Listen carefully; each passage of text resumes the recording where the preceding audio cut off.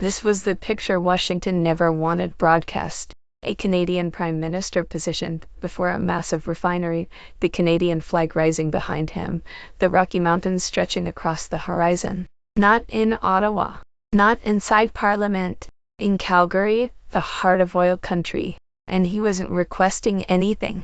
He wasn't bargaining. He was declaring, pause. That single frame captures the instant America's northern border stopped being a certainty and started becoming leverage. That was the press event that sent all futures tumbling, sparked urgent calls inside the Pentagon, and pushed Trump's own economic advisors to use a term they had never attached to Canada before. The word was threat. Understand this clearly. What unfolded over the past 72 hours between Washington and Ottawa is not a trade spat. It is not routine diplomacy. It is not a disagreement between partners. It is an explosion, and the aftershock is only now hitting. It is Monday, February 23, 2026. As of this morning, the U.S.-Canada trade relationship, largest bilateral trading partnership on the planet, $2.7 trillion annually, built over 3 decades, is in open descent. As of this morning, oil futures are up $9 a barrel and still climbing. As of this morning, insiders inside the West Wing described the mood as beyond furious. As of this morning, 600,000 barrels of Canadian crude that were expected to flow south are being rerouted east, then shipped across the Pacific to Asia. And Trump is at Mar-a-Lago. Here's what you need to grasp about what Mark Carney just executed. He didn't brawl with Trump. He didn't trade insults. He didn't hold a press conference in Ottawa and hurl accusations. He went to Calgary. He stood before an oil refinery, and he invoked the Canada Energy Security Act, legislation his government had quietly passed months earlier, built precisely for this moment. Under that authority, Canada is diverting 15% of its pipeline capacity away from U.S. bound routes toward the Trans Mountain Terminal to supply Asia. 15% sounds modest. It isn't. It equals 600,000 barrels per day. Gone. Not next year. Not after drawn-out talks. Within 90 days, the room at that announcement fell silent. Then markets erupted. Within 2 hours of Carney speaking, West Texas Intermediate crude surged $9 a barrel. Energy futures for the coming quarter spiked so sharply that trading paused on exchanges. Gas prices across the Midwest jumped 22 cents overnight. In Minnesota, they rose 31. And here's the chilling reality for anyone pumping gas right now. The supply shift hasn't even begun. Not a single barrel has moved. Not one valve has turned. Markets are reacting to words alone. Anticipation. Anxiety. Carney is deploying the fear before the action itself. This isn't theory. This happened. To see why it matters, rewind 3 days. It began Tuesday, 3 days after Trump's 25% auto tariffs officially took effect. The border slowed to a crawl. Trucks that once cleared customs in 11 minutes waited for hours. Parts meant to reach a GM plant in Flint, Michigan by 6 a.m. arrived the following day. Ford's Kentucky truck plant sent 1,400 workers home not because of a strike or breakdown, but because wiring harnesses from Ontario were flagged, inspected, delayed, then flagged again. The tariffs performed exactly as economists predicted. They clogged the arteries of the most integrated manufacturing system on Earth. But here's where everything shifted. Trump assumed the tariffs would force Carney's hand. He believed a week of pressure that cracked every other rival would bring Canada back to the table. He thought Canada would blink. He miscalculated. Carney didn't just hold position. He advanced. Now here's the part largely ignored while everyone obsesses over oil prices. The Calgary announcement was only move one. While American cameras focused west, something else unfolded across the globe. Canada's trade minister was in Tokyo, not posing for photos, but signing a memorandum with Japan's Ministry of Economy, Trade and Industry, an accelerated framework for Canadian LNG exports to Japan, South Korea, and Taiwan. This is disastrous for U.S. energy dominance.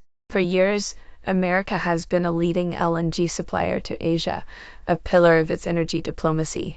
Trump has touted it repeatedly. It has been one of Washington's real leverage points in the Pacific. Canada holds vast natural gas reserves in British Columbia. What it lacked was infrastructure and resolve. Carney delivered both. In 1 week, he fast-tracked 3 LNG terminal permits. Environmental reviews slated for 2 years were compressed into 90 days under national economic emergency powers. Trump sought to punish Canada.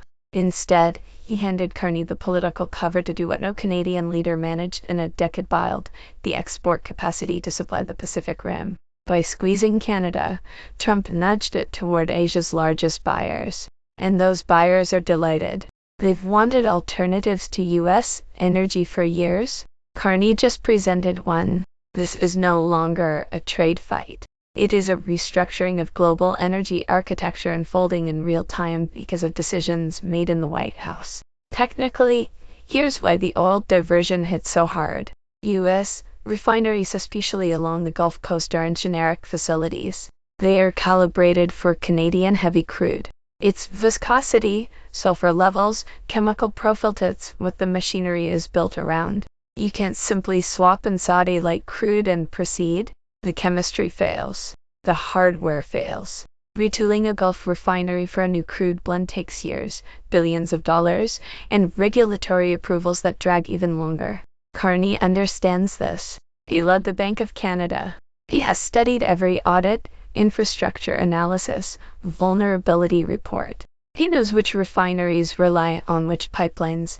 He knows which facilities lack alternatives. He knows the operators, their capacity, their timelines, and he just started the countdown. It gets worse. Wall Street has entered the fight. Thursday morning, a letter went to the Speaker of the House signed by CEOs of 14 major corporations: Ford, General Motors, ExxonMobil, Marathon Petroleum, Dow Chemical, Procter & Gamble. Not minor firms. Industry pillars. The leaked draft was blunt. It warned that current U.S.-Canada trade policy poses an existential threat to North American industrial competitiveness and could cause significant irreversible job losses within 120 days. Existential. Irreversible. Those words aren't chosen lightly. They signal alarm. The letter demanded an immediate 180-day pause on new tariffs, the appointment of a bipartisan trade envoy, and identified Mark Carney as a credible and constructive counterpart. Corporate America bypassed the president and went straight to Congress. Fix this. These CEOs employed 2.3 million Americans across every swing state. Trump can criticize them. He can label them globalists. But when capital speaks, it carries weight. Internationally, Carney's next move is underway. Canada is preparing a formal challenge at the World Trade Organization, not just against auto tariffs, but against the entire tariff regime imposed since Trump took office. WTO disputes usually crawl for years. That's not the point. Carney wants coalition. He wants every country hit by these tariffs: the EU, Japan, South Korea, Australia, the UK, to join Canada's case. Transform bilateral conflict into multilateral resistance. Turn one versus many back on its author. And countries are aligning. The European Commission is drafting a parallel complaint. The UK's Trade Secretary signaled solidarity. Japan's Foreign Ministry emphasized rules-based trade in language echoing Ottawa. Trump isolates opponents. Carney gathers them. He's confronting the bully alone. He's assembling the room. This mirrors his approach at the Bank of England during Brexit. When markets panicked, he coordinated. He called fellow central bankers. He stabilized. Trust followed. Now he's applying that method to a nation. Inside the White House, turmoil. West Wing sources describe internal revolt. The Treasury Secretary warned that Canada's energy retaliation could tip the upper Midwest into recession by year's end. Commerce presented data showing 330,000 U.S. jobs tied directly to Canadian supply chains now at risk. The National Security Council convened an emergency meeting about Canada. They discussed energy access, critical minerals, Arctic infrastructure. One official reportedly whispered, "We are about to sanction our own heating supply." Trump wasn't there. He was at Mar-a-Lago speaking with a cable news host. Staff manage crisis. He manages image. That divide is dangerous. Let's make this personal. If you live in the United States, this will hit your wallet. If the energy shift proceeds, gas prices in northern states could climb $1.20 per gallon by winter. Heating oil in New England could spike 40%. If auto supply disruptions continue, new vehicle prices may rise another $4,000 to $6,000. Used cars will follow. Manufacturing jobs across Michigan, Ohio, Indiana, Wisconsin, Minnesota are exposed not because of China or automation, but because of a clash with the country supplying essential parts. Investors have already hedged since Calgary. Those assuming this fades will feel it. Where does it lead? Three paths. First, the slow bleed. Tariffs and retaliation persist. Energy shifts over months. Damage accumulates until Congress intervenes. A deal of more gas pipelines, Asian contracts, fractured supply chains remain. America wins rhetoric, loses a decade. Second, escalation. Trump invokes national security powers. Carney fully cuts exports. The Great Lakes economy buckles. Governors resist federal orders. NATO strains. Pentagon planners are modeling this. Third, the off-ramp. A quiet deal. Tariffs phased out. Energy redirect paused. Both sides claim victory. Press moves on, but that requires restraint this White House hasn't shown. And Carney cannot retreat either. He built his leadership on standing firm. So here we stand. Two leaders. Two nations. A 30-year system of shared prosperity unraveling in real time. Subscribe now. Turn on notifications. When markets open Monday, they will react to every letter, every pipeline shift, every WTO filing, every leak. We will cover it live. And there's one more move Ottawa may unveil on targeting something even more sensitive than oil. If it lands this week, everything changes. The old order is fading. The new one is built. And right now, no one holds the blueprint. Don't blink.